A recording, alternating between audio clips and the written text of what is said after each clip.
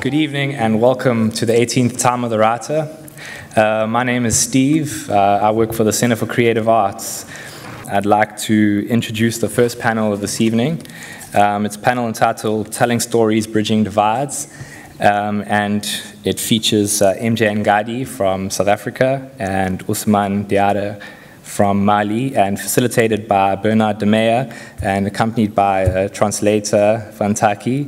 Sorry, I didn't get your last name, but he will introduce himself, I'm sure. So I'd like to welcome you gentlemen to the stage, and could we give them a warm, encouraging round of applause.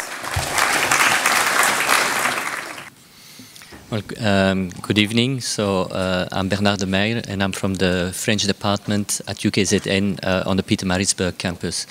So it's really a great pleasure to have Mr. Ngadi and Mr. Diarra with me tonight. For those who were not here on Monday night, just a short presentation of both writers. Mathieu Ngadi, he's from Pietermaritzburg, so I like him already very much because of that. But he grew up in Durban, where his mother was a housemaid and his father was a policeman at the Native Commissioner's office. He started working at the Consolidated Textile Mills. He was then employed by the Bantu Commissioner in Durban. And so for all the people amongst us, we still remember those words. And he spent most of his life working for different government institutions. And he's a happily retired man now. But he's also a writer, and that's why he's here. And for his work, he's a recipient of the Sala Lifetime Achievement Award in 2009 for lifelong dedication to African and world literature excellence. And he is also an alumni from the UKZN, so he's really a very nice man. Oh, here I've got, and UNISA as well. So, okay, thank you. Just among a few of his works, Imiyalezo, who I think it's partner of the South African Classic Books, if I got it well. So that's quite an achievement. And another novel from his is Asiko Ndao Bakiti. And what's interesting about that novel, besides the story, it's that it has been translated into French, and as far as I know, it's the first isiZulu novel that has been translated into French. And the translator is actually here in the room. He's waving his hand. And then on the other hand, we have Ousmane Diarra, who hails from Mali. So I'm sure you all know where Mali is. And he lost his parents when he was 2 years old, but as a boy, he decided that to get through life, he needs to read. So he devoured boxes of books that were delivered by the Red Cross and other NGOs, because Mali was under the spell of terrible droughts and locust swarms. He obtained a master's degree in contemporary literature, lettres, as we say in French, and he became a French teacher. Currently, he's a librarian at the French Institute of Mali. Besides being a novelist, he's a poet, a storyteller in Bambara and French, and also an author of children's books and etc. Okay, just a few. Well, his three main novels are Le Vieux Lézard, which means the old lizard, from 2006. Pagne de Femme, 2007. Femme is woman, pagne is a type of woman's cloth. And then his latest novel, who deals with the events that happened in Mali about 2 years ago, La Route des Clameurs, The Road of Clamors, in 2014, and they're all published by Gallimard, which is one of the main publishers in Paris. Okay, so the theme is,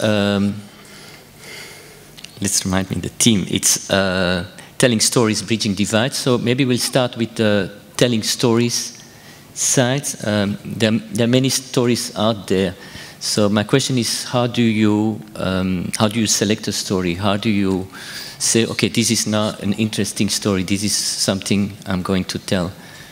Donc ma question, c'est de savoir comment, parmi toutes les histoires qui sont là, comment vous décidez de choisir une histoire, de décider que ça sera une histoire qui peut être racontée dans une œuvre littéraire. So Matthew, because you're sitting next to me, but you have to bring your microphone a bit closer. Microphone. Yes, audience, good evening. Well, I do not know whether it's a talent or what. I've so many stories told in my head as it is present now. They are just there. They are just there. It's a matter of when I'm going to write it, you see. I have so many stories. It's to such an extent that I believe that if I can die now and arrive in heaven, you see, the first thing I'll request to the Almighty is that He or she gives me a chance to go back and write. Yes, I've got so many stories in my head. Yes. Yes. But I'm motivated by the events that I see. You see. You know, if you write, if you're a writer, you use what your conscious mind, supported by your subconscious mind. You see. Yes. And then you have a story. Story is not even a story. Does it suffice? That's short and sweet, but it's, I'm sure the next question will have a longer answer. Ousmane? Okay. Bonsoir. Ouais, good evening to all. Moi, je peux répondre en donnant l'exemple de La roue des clameurs. My answer will be in using an example from the man called La Roue. J'avais déjà un roman en écriture bien avancé d'ailleurs. I had a novel earlier on that was published before. Qui était un roman d'amour imaginaire entre un garçon un garçon de 8 ans qui tombe amoureux d'une fille de 18 ans. It was an imaginary. Voilà, qui va se marier. Quand les tristes événements sont tombés sur le Mali, je ne dormais pas. It was an imaginary love story about a young boy of 8 years who fell in love with a lady who was 18 years, and that happened during the sadness period of Mali. Voilà, je ne dormais pas, je voyais tout un monde que nous avons rêvé, un État, une nation avec sa culture séculaire, etc., s'effondrer d'un coup. Je ne pouvais pas supporter. And I could not really sleep because I had to dream about a world that everything was unbalanced, everything was falling apart. So I couldn't really bear that. So that pushed me into writing. Voilà comment j'ai laissé ce livre, ce roman d'amour. That's why I gave up on that novel of love. Et que ce dernier, La roue des clameurs, s'est imposé à moi. And I had to write about this novel called The Road of Clamors. Je peux dire que je l'ai écrit en moins de 3-4 mois. I wrote it in about 4 to 3 months. It took me 3 to 4 months to write this novel. Voilà, donc c'est l'histoire souvent qui impose, les réalités qui imposent souvent l'histoire à moi. Most of the time, there are realities that forces me to write. Souvent l'urgence même. Sometimes it's about emergency. Merci. Thank you. Okay, thank you. So you have your story, but then there's the writing process.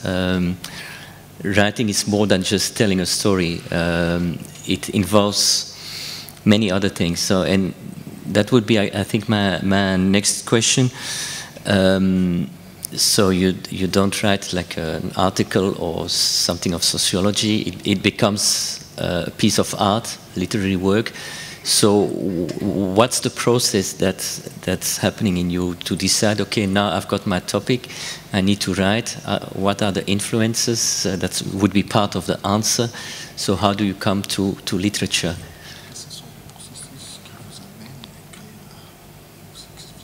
Excuse me? Yes, he's still busy translating. There are so many processes for writing.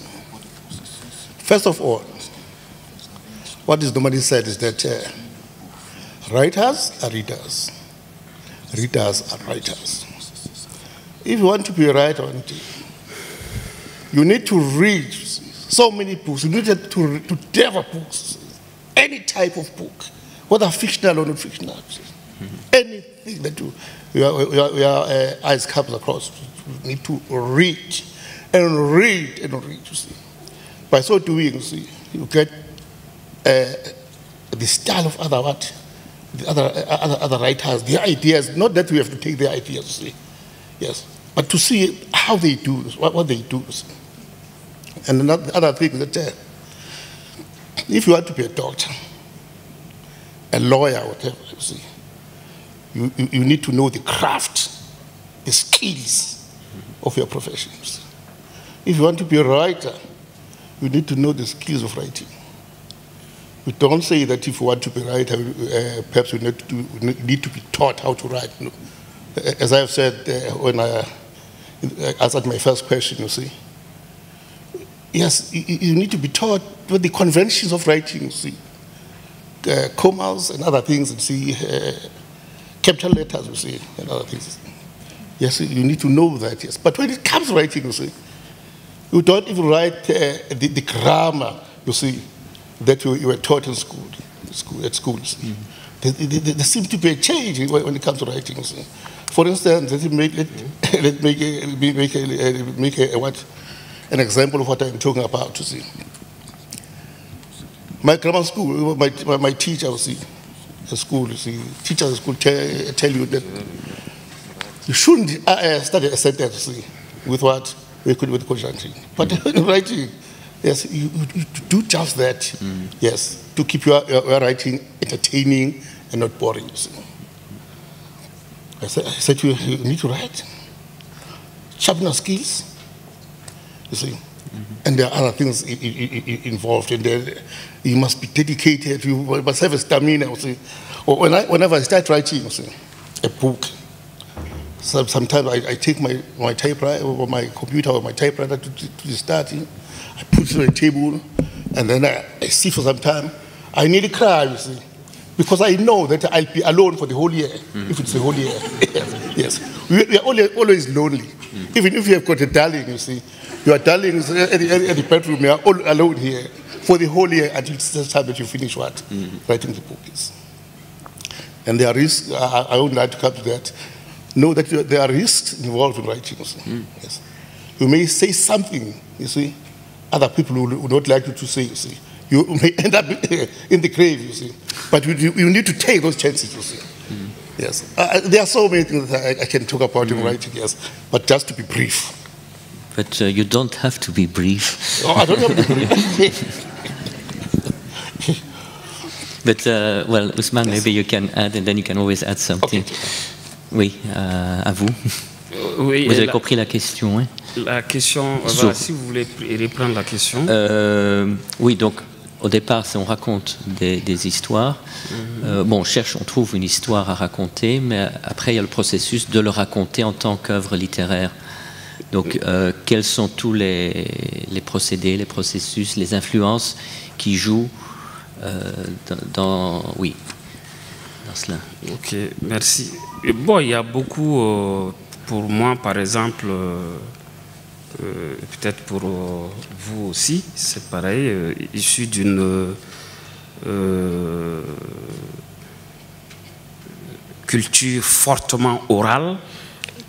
In my case, I would say there are a lot of things to say about procedures. Mostly that I'm from a oral culture.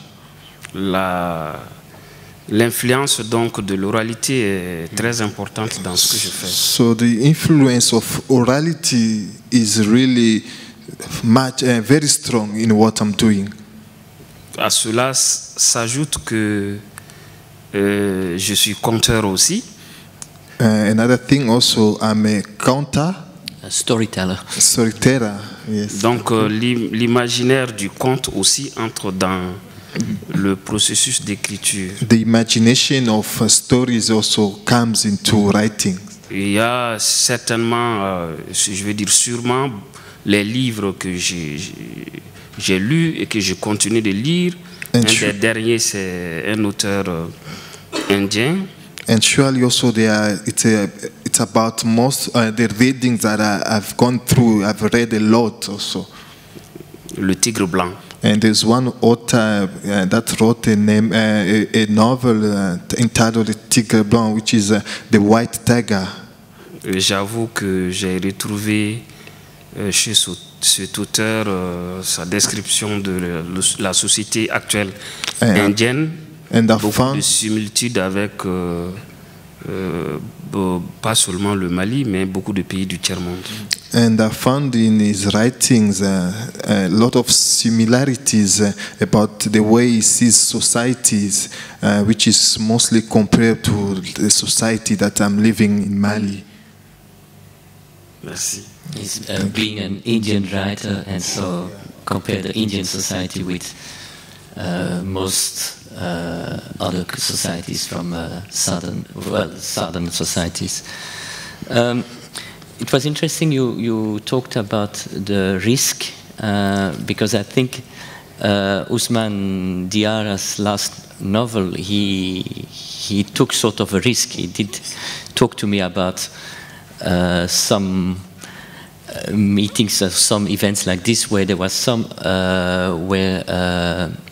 where the audience wasn't really, or part of the audience wasn't really happy with him. So I don't know if he want to talk a bit more about that.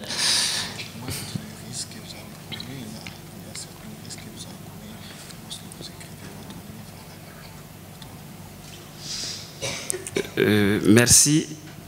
Bon, les risques, dès qu'on décide, quel que soit le thème d'écrire, whenever you decide start writing, risks are there. On s'expose. So it means you're exposed. You're exposing yourself. Et dans une société aussi où certains veulent que les gens ne réfléchissent pas.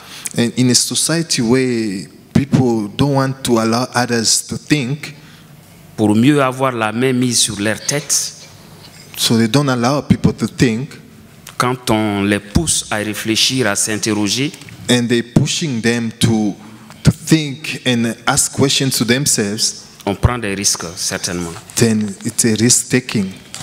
Quand j'ai écrit, je l'ai dit dans une interview, j'ai écrit que je n'aime pas que l'islamisme violent se répande au Mali. There is an interview where I wrote that I don't like the violent Islamists in Mali.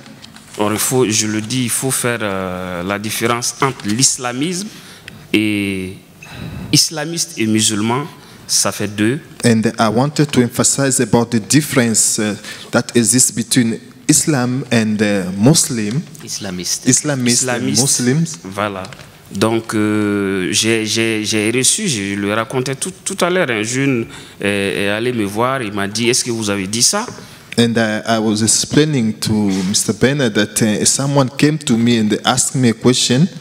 Je l'ai dit, oui. Je l'ai dit un an après le même, quand, à la veille des événements tristes, des événements que nous avons connus, le même jeune homme est revenu et m'a posé la même question. Est-ce que, M. Diarra, vous avez écrit, et vous pouvez vous rappeler que vous avez écrit et dit que vous êtes contre l'expansion de l'islamisme violent au Mali? J'ai dit oui. There's a guy who came to him firstly and asked him a question to confirm about the statement that he made, that if he was against the expansion of the Islamists in Mali. And a year later, he came back to him and reminded me to confirm again if he really did he make that statement. J'ai répondu oui. And I agreed. I said yes. il m'a dit, est-ce que tu peux l'écrire? And he asked him, can le you signer? write it and seal it? J'ai dit oui, j'ai pris un papier, j'ai écrit ce que j'avais dit et j'ai signé, je lui ai donné. Ensuite, j'ai dit, qui t'a envoyé? Il m'a dit, mon imam.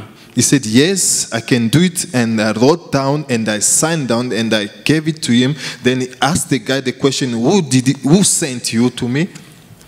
And he said, it was my imam. I think it's the leader Je of lui ai the dit, Islamists. Yeah. Il faut lui dire que je suis prêt à le rencontrer And I told him, you can tell him that I'm ready to meet him. et que il faut pas que toi tu es innocent, il t'utilise. And don't be, I know you are an innocent man. You shouldn't be used by bringing set messages or questions to me. Ça c'est ce qui est apparent. Sinon, jusque dans les familles, dans ta famille, on dresse ta femme contre toi. And these are apparent things that even in your families, they forcing even your wife to be against you. Ils dressent tes enfants contre toi. They training your kids to be against you. Finalement, ils font de toi un paria, quelle que soit ton intelligence, quelles que soient tes qualités. Paria, c'est quoi? Paria, c'est moi. C'est bon? And they make you a pariah, which no matter how intelligent you are, they put you aside. En un mot, si tu n'es pas solide, In one word, if you're not strong or solid, on te détruit. they destroy you. Je parlais cet après-midi du cas d'une femme métisse, maman égyptienne, son papa est arabe, qui a étudié en Égypte, à l'université, et qui est francophone. Elle a publié un premier roman, Femme sans avenir. Son deuxième livre, elle a écrit, et si on relisait le Coran, ils ont brisé la femme. Aujourd'hui, elle est en larmes. And in this afternoon, when we are discussing the place where we went, I spoke about a lady who spoke about the.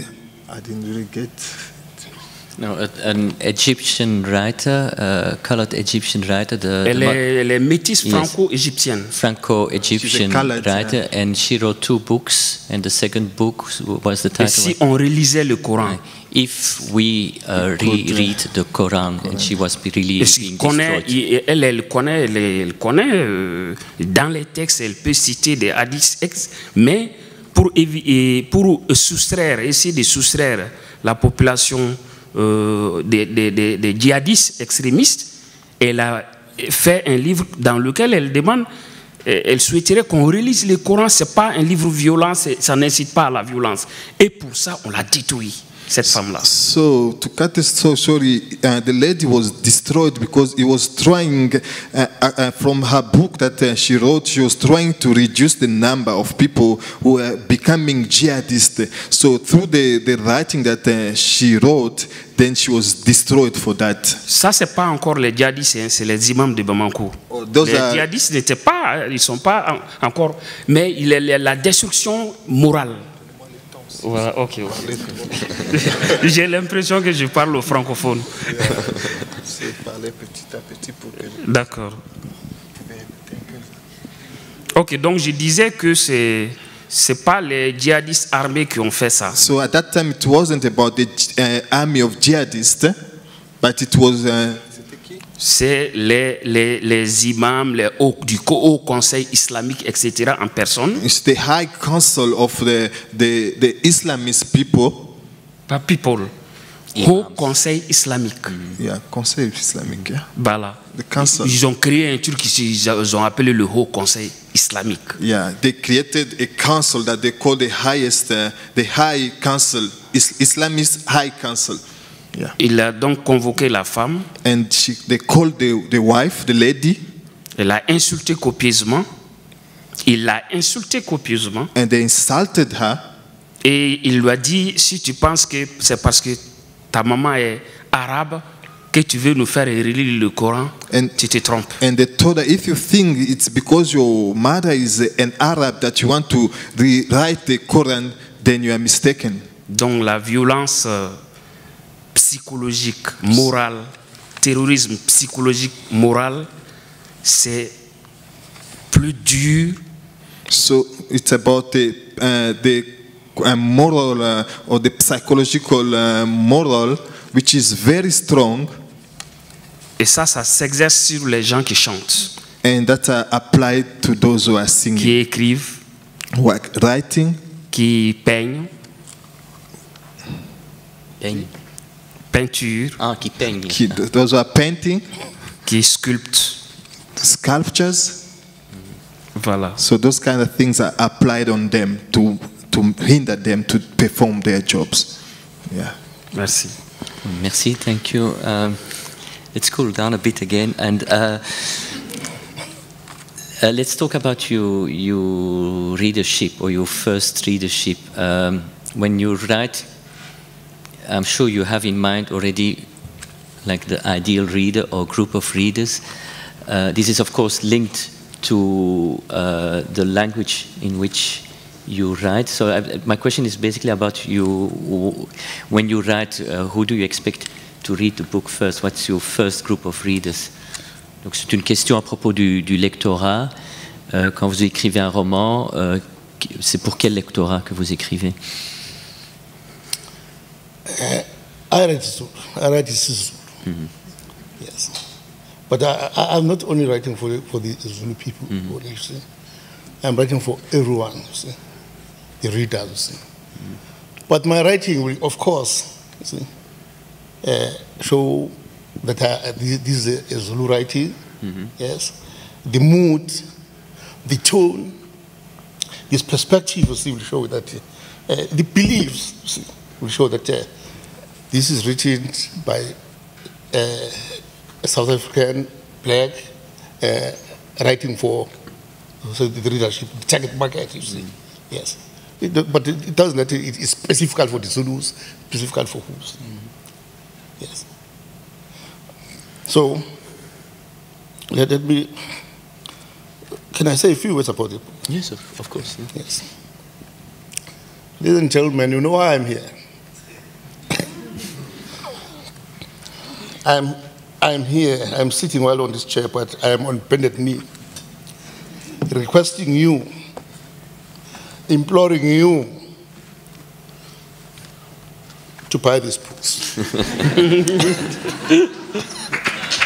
To buy these books. Yes. This is a translation of this one. Oh, both. As going down back into. Why I'm requesting you, why I'm imploring you to buy this book. Know what this book. I wrote this book for several years. This book was written, I think, in the 1970s, you see, during the time of apartheid, you see. But I couldn't publish it, you see.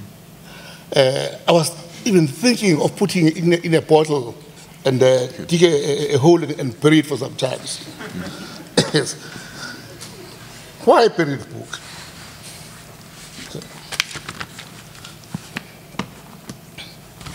This book is based on what was happening during the apartheid time, but it is still happening. There are some things that I still see today. The book is based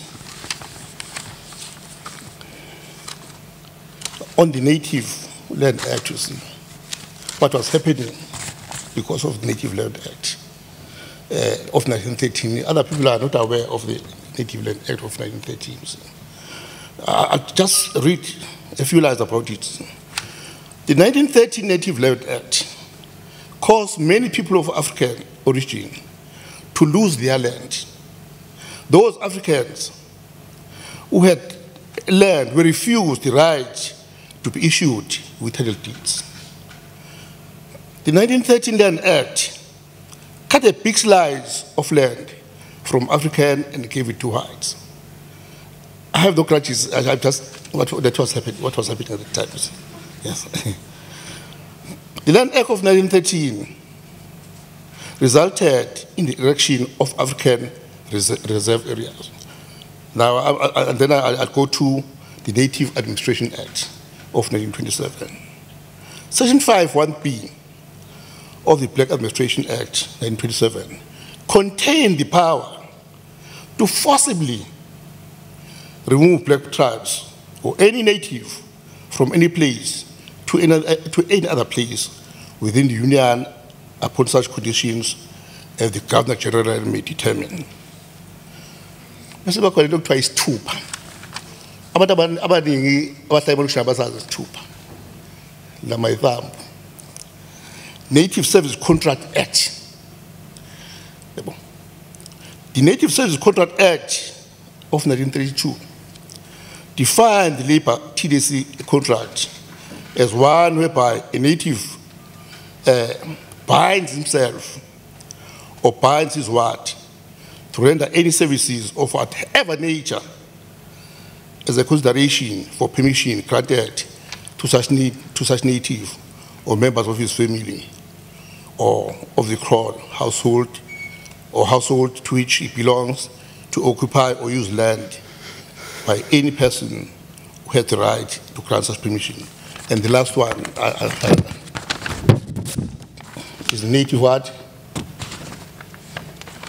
Consultation Act. See, they say that that regulated Africans, they are being in towns, that whenever you're in town, you can't be in town for more than 72 hours without a permit, this and that and that. So these libertines, if you wanted to be on a farm, you see, not your farm, you had to work on a farm for 6 months. Or your sons or daughters should be there, even your wife, you see. What happened when I was in Bank, what I saw in head of that, at times, for instance, if I've got a son, I wanted to send my son to school. And then I have to take my son to relatives far away from the pharmacy. But if the farm owner hears that I've got a son who is attending school, he will say, I want that son here. Hi, but I want him here. If he's not here, you get out of my farm. This book is based on that. But no what happened. This book, there are sections I did not read here, yet I'm right of the book. Because if I can read them now, the interview will end because I'll cry. Yes, I cried. I said that I was working for the Badu Affairs Commissioner. Yes. I was a clerk, I was an interpreter, prisoner's friend. The court I worked in dealt with people arrested under the past law. Failure to produce specials, work permit, failure to pay poll tax, failure to produce a reference book. So, this topic, as Kondawabit, means nowhere to stay or to live, countrymen.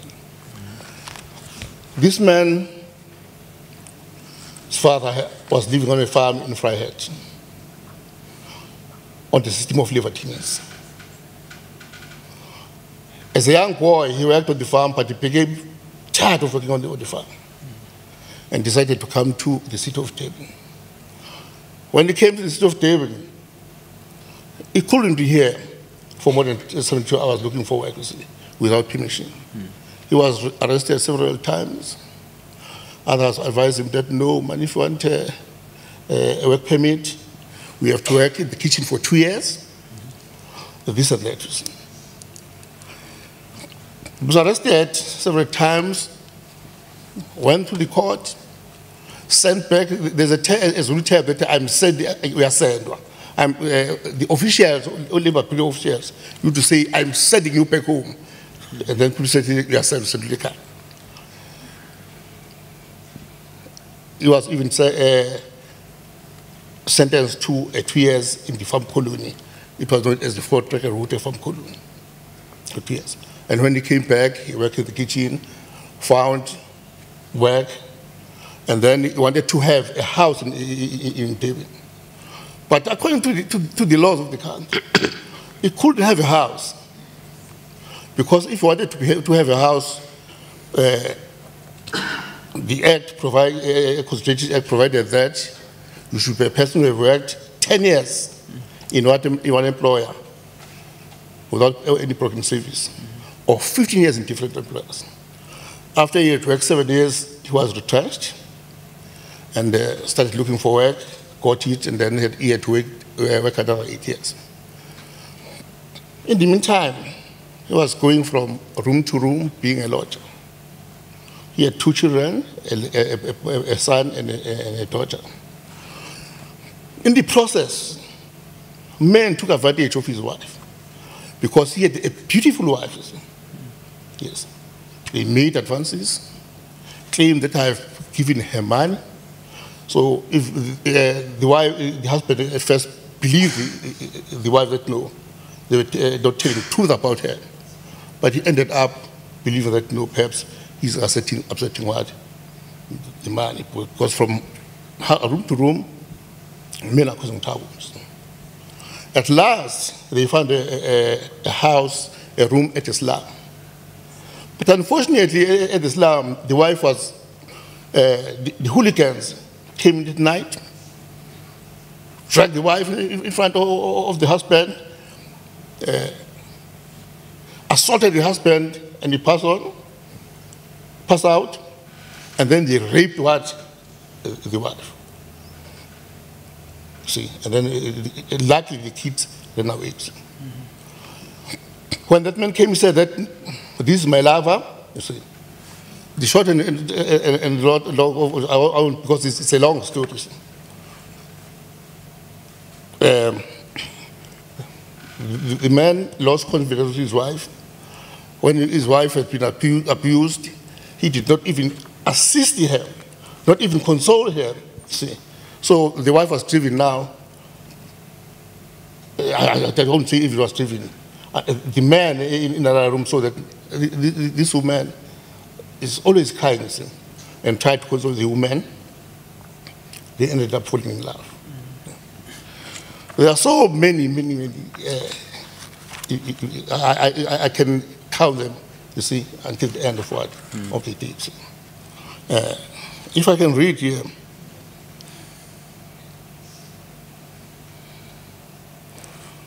I know, I read later. Okay. Maybe in the meantime we can ask Ousmane to, and then maybe we can read at the end, Ousmane. Donc la question du lectorat. Oui, mais est-ce que vous pouvez reposer la question? Il y a tellement longtemps, oui. Non, quand vous écrivez pour... Quel est le lectorat qui écrivez-vous? Oui, merci. Ou si vous écrivez pour quelqu'un. D'abord, j'écris pour me faire plaisir, parce que, par exemple, même malgré la dureté dans ce roman-là, c'est un roman d'amour. J'ai dit, malgré la dureté, par exemple, de ce roman, despite the toughness of this novel, c'est un roman d'amour. It's a love novel. C'est un couple. It's a story of love. C'est un couple soudé par des années, car plus de 40 ans d'années qui ont construit, et c'est ce qu'ils ont construit qui va être détruit. It's a couple that have been staying together for almost 40 years, and they built a good relationship that they ended up destroying it themselves. J'écris aussi pour n'être complice de personne. I also wrote about not being a complice of no one. Voilà. Okay, thank you. Maybe the last question before we open to the floor, and this will go to the bridging divides.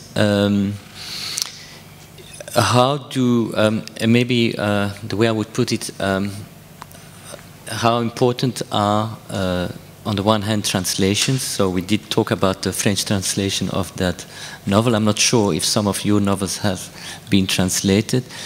and events like festivals. Most of the authors here, of course, are South African, but we have someone from Mali, so the South Africans can see a Malian, the Malian can see the South African. So how is it important for you to participate to events like this? And then the translation question as well. We have about 5 minutes for that question, yes. Yes, the translations are very important because, as I said on Tuesday, they just take you into the new world. It creates healthy relationships amongst the peoples of the world. You see. When when we were speaking at in Morningside, you see, do you remember that lady, young lady, who stood up and said that Mgat, when are we going to learn speaking French? You see? Yes, because see, for instance, Africa. We've got so many people who are speaking French, but we can't communicate with one another. You see.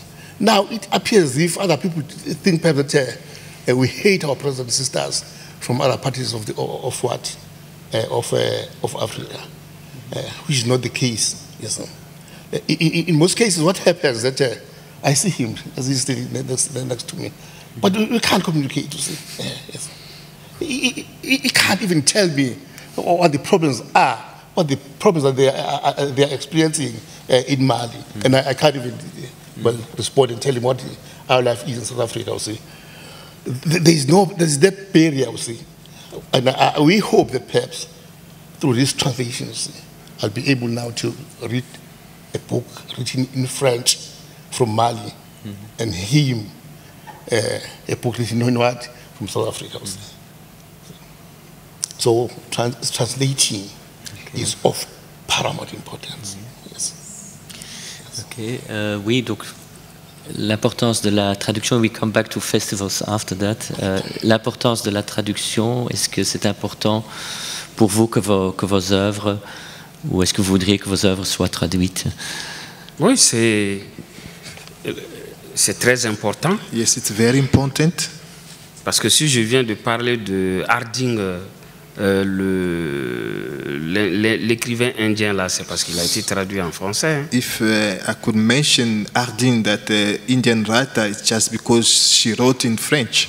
Donc si she was translated. She was translated in French. Voilà. Donc si mes livres, par exemple, si La Route des Clameurs avait été traduit et était lu ici. Like an example, if my book there, the Road of Clamor was translated and read here, les échanges auraient été encore plus intéressants. The exchange would have been more interesting. Je ne me serais pas, parce que je parle, par exemple, le livre parle de, mais c'est une histoire. Ça ne se réduit pas, c'est violent, etc. Il y a une histoire dedans, et il y a un style, un travail du style, de l'histoire qui a été fait.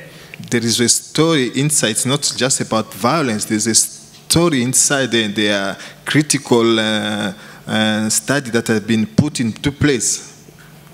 Voilà. Donc tout ce travail, si l'on veut artistique, si c'était traduit, les gens auraient saisi ça. If all those work were translated, it would have been easier for people to get them.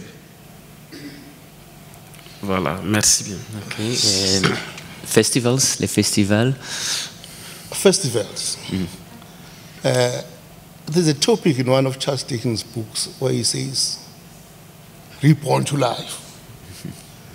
So I'm more than grateful to KwaZulu-Natal Creative Arts. So, today I feel as if I'm reborn to life. Okay. I'm a new person altogether, because of this festival, because of this gathering. I've seen other writers. We've been there working together, discussions and other things. That has opened my mind, and I'm enriched mentally. Okay. And I hope I'll be talking to Africa that if you can have the addresses of some of the writers from Zimbabwe and what, and have them in our database so that we can correspond. See, right to see, so that we can take our work forward. We can upgrade our work. We can work together. Our literary output, you see, will be of value. Yes, they are very important, yes. Thank you. Yes. Hope that one day, in next year, I'll be here as long as I live. Oui, Ousmane. Oui, pour le festival. Oui, est-ce que c'est important pour vous de venir ici? Qu'est-ce que ça... Oui, c'est très important. Very important. Je suis très ravi.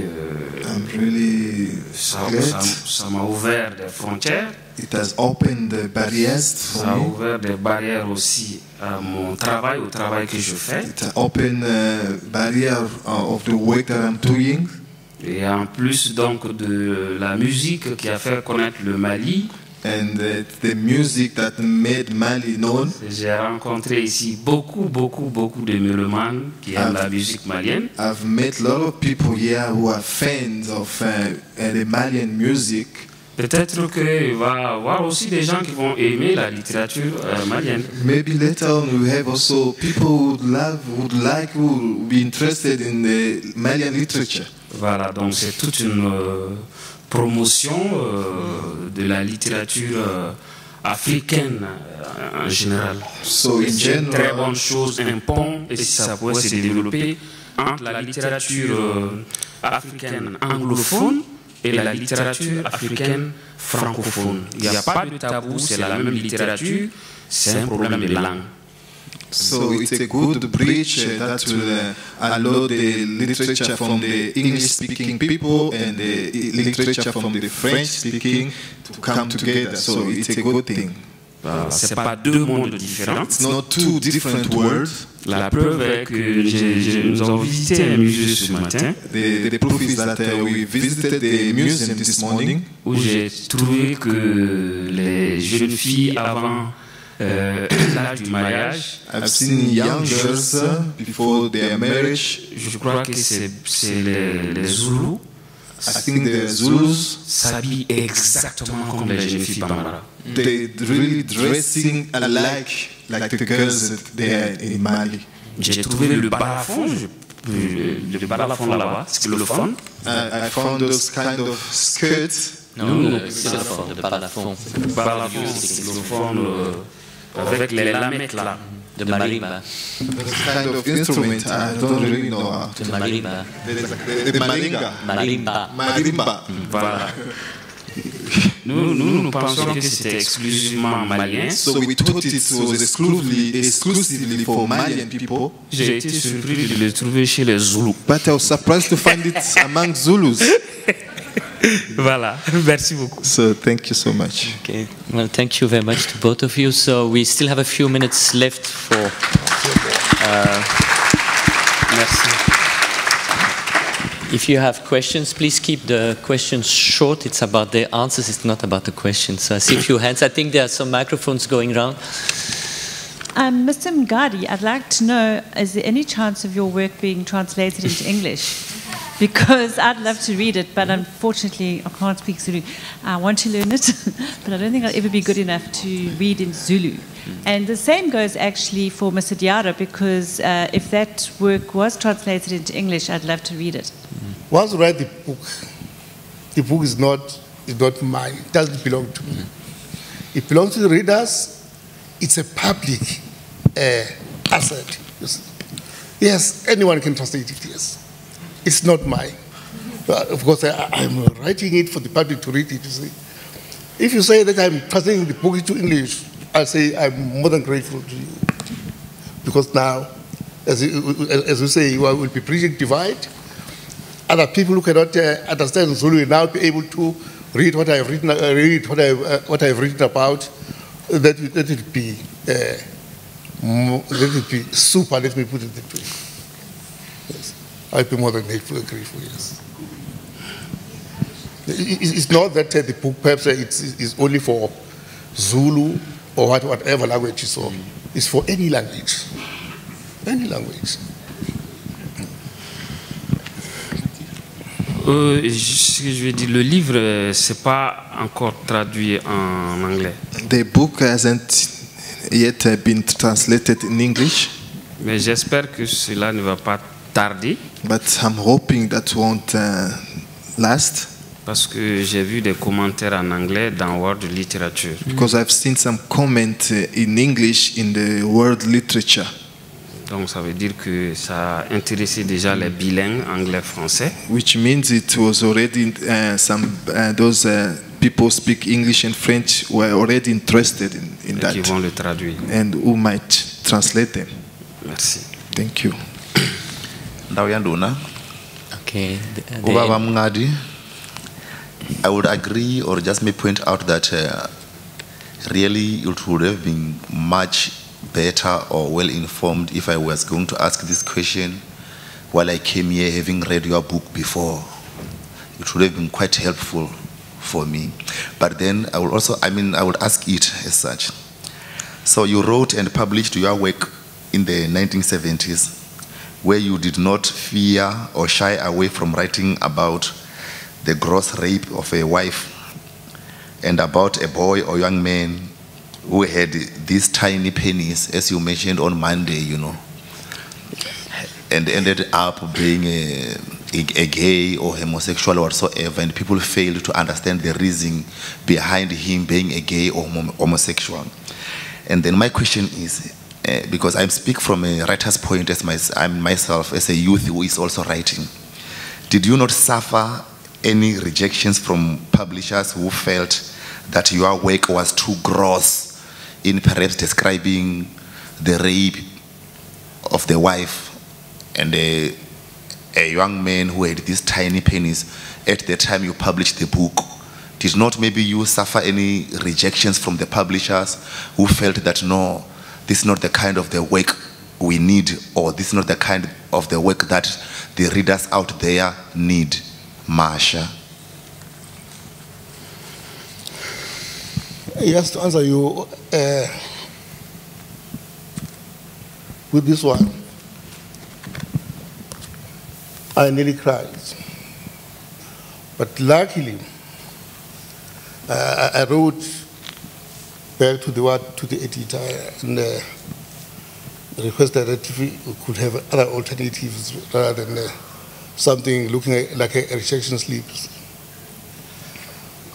And then they felt that we have to call another professor to come and assist in the structure. Yes, there were words that they did not like, which were regarded as insults and other things. It was not even an insult. It was, as you say, if I say that she was raped, what happened, but with the isiZulu, you see, the problem seems to be that we have got these certain patterns, you see. You should be respectful of what we are saying, you see. You should not use write anyhow, you see. You must choose words, you see. I heard that, you see.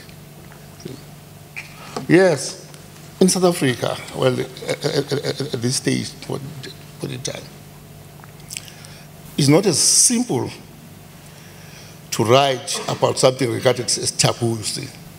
Yes, if you do take such a risk, you must know that you may face rejection slips, you may face whatever that is say, against you. See. But if you're a writer, see, if you say you're a writer, say that I am still going to write, and you must be brave enough to tell what the editor that no, see this one, I'm not changing this. I'm not changing this. Yes. Yes. Otherwise, we will have the whole manuscript scratched and scratched.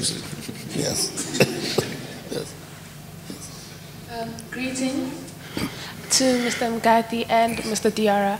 I wanted to ask have you ever had an idea for a story and just felt overwhelmed by it, and felt maybe that as much as you would love to tell the story, but it just overwhelmed you personally? You felt maybe you didn't know how to tell it, or maybe it was too much for you to tell?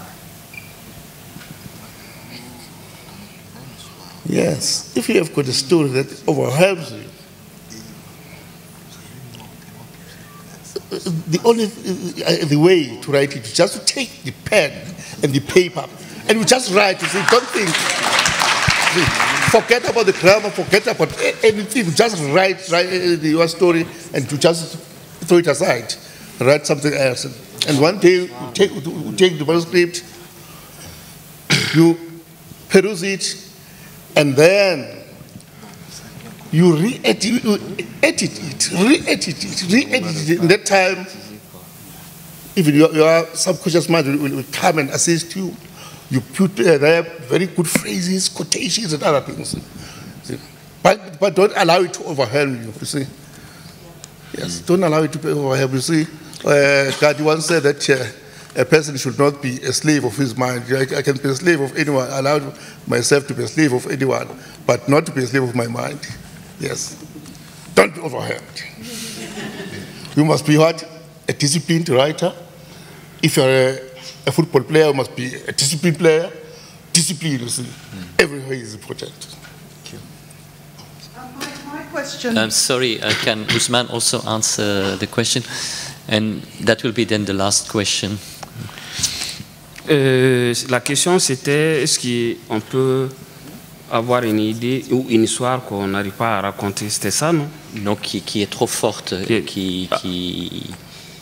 Ça, non. Si j'ai une histoire If I have a story et que je peux créer, and that I can create, because there's a creation, avec il y a beaucoup d'humour dans ça, ironie, tout, parce que c'est toute une construction.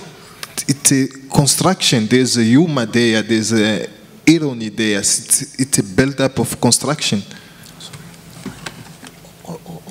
Quelle que soit l'histoire, la dureté de l'histoire, no matter the story, how tough it is, moi je l'écris. I always write.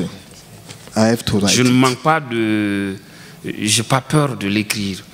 I don't fear to write a story. Sauf si ça ne m'inspire pas. Unless it doesn't inspire me. Okay, our last question. Yes. Where was it? Yes, here. Okay, well, I hear it, but I can't see. My question is to Monsieur Diarra about your writing for children and reading in Mali. Do you write in the local language or in French? And do the children read your stories enthusiastically? J'écris en français. I write in French. J'écris aussi dans ma langue, ou plutôt ce que j'écris en français. I would say those writing that I do in French, je le traduis en Bambara, ma langue maternelle. I translate them into my mother's tongue, which is Bambara. Donc j'ai souvent des livres pour enfants qui sont bilingues. So most of the time I have the kids books which are bilingual, both language. Voilà, qui sont même orales parce que je les écris, ensuite c'est traduit en Bambara, il y a la version Bambara, en même temps il y a la version audio. And there are also oral one, I have a Bambara version and there's also an audio version.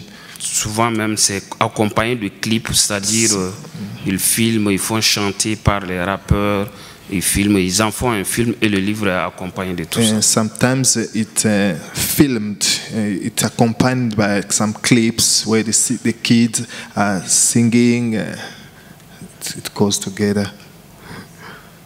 Voilà. Okay, well, thank you very much to both writers, Ms. Mngadi and Mr. Diarra. I think they said quite interesting things tonight. Also, a big thank you to our translator, interpreter. It's never an easy job, but you did it very well. So please, a big applause for the three of them.